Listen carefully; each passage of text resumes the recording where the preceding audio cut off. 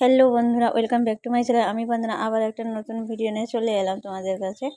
তো রোজ রোজ দিতে পারি না, কালকে দিতে পারিনি, তার জন্য আজকে আবার একটা ব্লগ ভিডিও দিচ্ছি। তো আমি সকালে উঠে একটু বসে আছি, ভালো লাগছে না। সকালে উঠে আমার গলাটা এত ব্যথা করছে, ঠান্ডাতে না অ্যাসিড হয়ে গেছে জানি না, প্রচণ্ড গলাটা জ্বালা করছে। তো তার জন্য আমি ভয়েস ওভারটা ভালো করে দিতে পারছি না।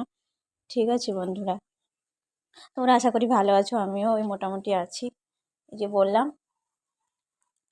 তো বাজারে যাব।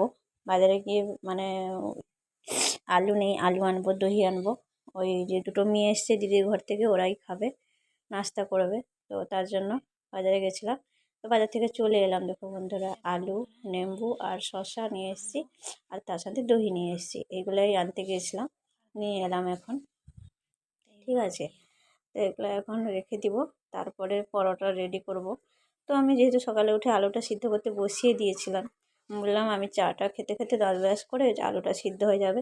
এতে আলুটা দেখো সিদ্ধ হয়ে গেছে। তো এসেই এগুলো রেডি করে নেব এখন। এলাম, তো দেখো রেডি করে চলে এলাম। আলু আলু এদিকে রেডি করে নিয়েছি, আটা। তো এখন বানাবো, ওরা ডেকে দিয়েছি ওদেরকে, ওরা উঠছে, উঠে ফ্রেশ হয়ে আসুক তারপরে বানাবো। তো দেখো বন্ধুরা, সব কিছু গুছিয়ে রেডি করে।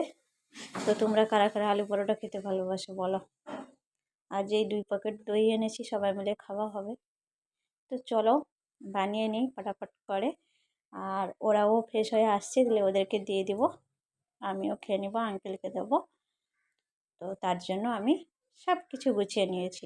তো বন্ধুরা, কেমন লাগে আমার ভিডিও অবশ্যই কমেন্ট করে জানাবে। সবাই ভালো থেকো, সুস্থ থেকো, সবাইকে টাটা বাই বাই। আজকে পর্যন্ত এই ভিডিও